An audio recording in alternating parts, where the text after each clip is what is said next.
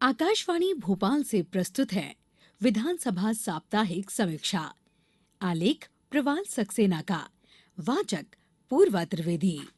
मध्य प्रदेश विधानसभा का 27 फरवरी से बजट सत्र प्रारंभ हुआ और 1 मार्च को वित्त मंत्री जगदीश देवड़ा ने कागज रहित बजट यानी ई बजट प्रस्तुत किया।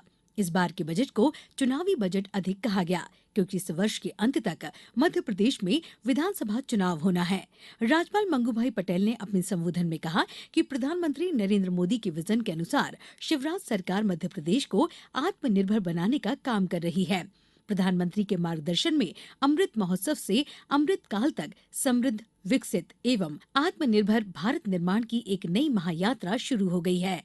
मध्य प्रदेश भी कदम से कदम और कंधे से कंधा मिलाकर प्रधानमंत्री के सपनों और संकल्पों की सिद्धि में हर संभव योगदान दे रहा है। राज्यपाल ने कहा, मेरी सरकार आत्मनिर्भर मध्य प्रदेश के निर्माण की प्रतिबद्धता का प्रमाण भी है और प्रतिबिंब भी। इंदौर में आयोजित ग्लोबल इन्वेस्टर समिट 2023 एक मील का पत्थर था। ग्लोबल इन्वेस्टर समिट में 15,42,000 करोड़ रुपए का निवेश प्रस्ताव आना राज्य सरकार की उद्योग हितैषी नीतियों और शासन तंत्र पर निवेशकों के अटूट भरोसे का ही परिणाम है। उन्होंने कहा कि मध्य प्रदेश सरकार 8 करोड़ 50 लाख नागरिकों को एक परिवार मान रही है और उनके कल्याण के लिए अथक प्रयास कर रही है। विपक्ष की भूमिका में कांग्रेस ने पेपरलेस बजट का विरोध किया। वरिष्ठ नेता गोविंद सिंह, विधायक गण जीतू पटवारी और कुणाल चौधरी हल लेकर विधानसभा परिसर में आए और दावा किया कि ऐसा संकटग्रस्त किसानों को समर्थन देने के लिए किया जा रहा है। राज्यपाल का अभिभाषण समाप्त होने के बाद विधानसभा अध्यक्ष गिरीश गौतम ने सदन की कार्रवाई अगले दिवस यानी मंगलवार तक स्थगित कर दी। चुनावी राज्य में चुनावी साल में इस बजट को मध्य प्रदेश के लिए और भी महत्वपूर्ण माना जा रहा है। पिछली बार 2,79,000 करोड़ का बजट था। मध्य प्रदेश में विधानसभा बजट सत्र के दूसरे दिन वित्त मंत्री जगदीश देवड़ा ने प्रदेश का आर्थिक सर्वेक्षण विधानसभा के पटल पर रखा। इसके साथ ही राज्यपाल मंगूभाई पटेल के सदन में दिए अभिभाषण पर भी चर्चा हुई। दूसरे दिन विधानसभा में कई महत्वपूर्ण कार्यवाही हुई, जिनमें प्रश्नकाल ध्यानाकर्षण भी शामिल रहा। मुख्यमंत्री शिवराज सिंह चौहान ने कहा, आर्थिक सर्वेक्षण में जो तथ्य आए हैं वो सिद्ध करते हैं कि मध्य प्रदेश की आर्थिक स्थिति मजबूत हुई है। राज्य के बजट का आधार और कर संग्रहण बढ़ता जा रहा है। मध्य प्रदेश की विकास दर में 16.34% की बढ़ोतरी हुई है।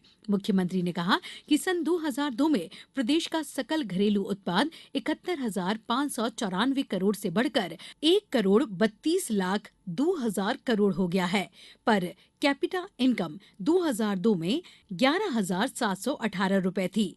2022-23 में बढ़कर 1,40,500 रुपए पर कैपिटा इनकम हुई है।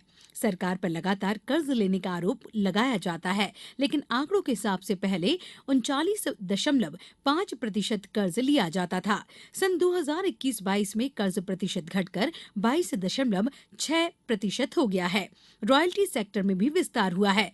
13.4% किसानों को सूक्ष्म, लघु एवं मध्यम उद्यमों को 30.22% ऋण दिया गया है। 521 करोड़ से ज्यादा का ऋण स्ट्रीट वेंडर्स को दिया जा चुका है। कांग्रेस विधायक भूपेंद्र मरावी ने अनाज के रखरखाव में होने वाली अनियमितताओं के मुद्दे पर ध्यान आकर्षण किया तो बंद पड़ी मिट्टी परीक्षण केंद्र का विषय बीजेपी विधायक राजेंद्र शुक्ला ने उठाया। श्रद्धांजलि के बाद सदन में प्रश्न उत्तर का दौर शुरू हुआ। प्रदेश के गृह मंत्री नरोत्तम मिश्रा उद्योगों की स्थापना और परिचालन के सरलीकरण के अध्यादेश को पटल पर रखा। साथ ही शीतकालीन सत्र के दौरान अपूर्ण उत्तरों की सूची को भी पटल पर रखा गया। राज्यपाल की मंजूरी प्राप्त विधेयकों की सूचना सदन में दी गई। इसके साथ ही सभापति तालिका की घोषणा के बाद विधायकों के आवेदनों को प्रस्तुत किया गया। बजट सत्र के तीसरे दिवस विधानसभा में पहला डिजिटल यानी पेपरलेस बजट पेश किया गया। वित्त मंत्री ने 3.14 लाख करोड़ का बजट प्रस्तुत किया और बताया कि मध्य प्रदेश 55,000 करोड़ के घाटे में है।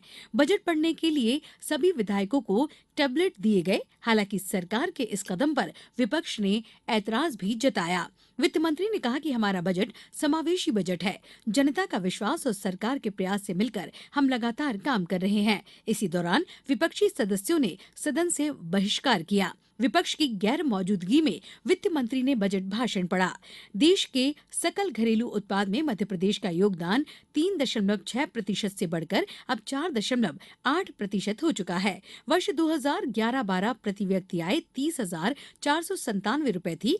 अब 2022-23 में 3.5 गुना तक बढ़कर 1,40,585 हो गई है। उन्होंने कहा कि सरकार ने लाडली बहना योजना की सौगात दी है। सभी सदस्यों ने मेज थपथपाते इसका स्वागत किया। इस योजना के लिए बैंक खाते में 1,000 रुपए प्रति माह की राशि जमा की जाएगी। लाडली बहना योजना के लिए 8,000 करोड़ रुपए का प्रावधान किया गया। वित्त मंत्री ने कहा कि हवाई पट्टियों को एयरपोर्ट बनाया जाएगा। नई शिक्षा नीति के लिए 277 करोड़ का प्रावधान। सरकार 1,000 सरकारी वाहनों को हटाएगी। 25 चिकित्सा महाविद्यालय के लिए 400 करोड़ रुपए का प्रावधान किया गया है। मनरेगा के लिए 3,500 करोड़ रुपए का प्रावधान। 15 साल पुराने वाहन नहीं चलाए जा सकेंगे। बजट में स्पष्ट किया गया कि सरकार हवाई जहाज से तीर्थ दर्शन कराएगी। स्पोर्ट्स टूरिज्म को बढ़ावा दिया जाएगा। 11,000 एकड़ में सुगंधित खेती को बढ़ावा दिया जाएगा। 3,124 किलोमीटर सड़कों को सुधारा गया है। ये कार्य जारी रहेगा। 6 इंजीनियरिंग महाविद्यालयों में हिंदी की पढ़ाई और मध्य प्रदेश मिलेट मिशन के लिए 1,000 करोड़ रुपए का प्रावधान किया जाएगा। बजट में दिव्यांग बुजुर्गों के लिए 3,986 करोड़ रुपए की व्यवस्था की गई है। बजट पेश करते हुए वित्त मंत्री ने कहा कि देश का पहला चीता स्टेट मध्य प्रदेश बना है। उन्होंने कहा कि भोपाल में Sant Shiromani Ravidas global skill park बनेगा। इसमें हर साल 6,000 प्रशिक्षार्थियों को प्रशिक्षण दिया जाएगा। ग्वालियर, जबलपुर, सागर और रीवा में भी स्किल सेंटर शुरू होंगे। भोपाल में ग्लोबल स्किल पार्क की योजना, धार्मिक स्थलों के लिए हेलीकॉप्टर सेवा, नगरीय निकायों को 842 करोड़ रुपए की घोषणा, प्रसूति सहायता योजना में 400 करोड़ का प्रावधान, रोजगार के लिए 200 युवाओं को ज्ञापन भेजने, 900 किलोमीटर का नर्मदा पथ बनाने, इंदौर पीथमपुर इकोनॉमिक कॉरिडोर का विकास, छिंदवाड़ा यूनिवर्सिटी का नाम राजा शंकर शाह यूनिवर्सिटी किए जाने की घोषणा भी की गई। बजट भाषण के दौरान बताया गया कि लाडली लक्ष्मी योजना से 44 लाख से अधिक बालिकाओं को लाभ पहुंचा है। प्रधानमंत्री मातृ वंदना योजना 21 लाख हितग्राहियों का पंजीकरण, 1,466 करोड़ की राशि का भुगतान, लगभग 3.20 लाख करोड़ का बजट पेश किया गया है।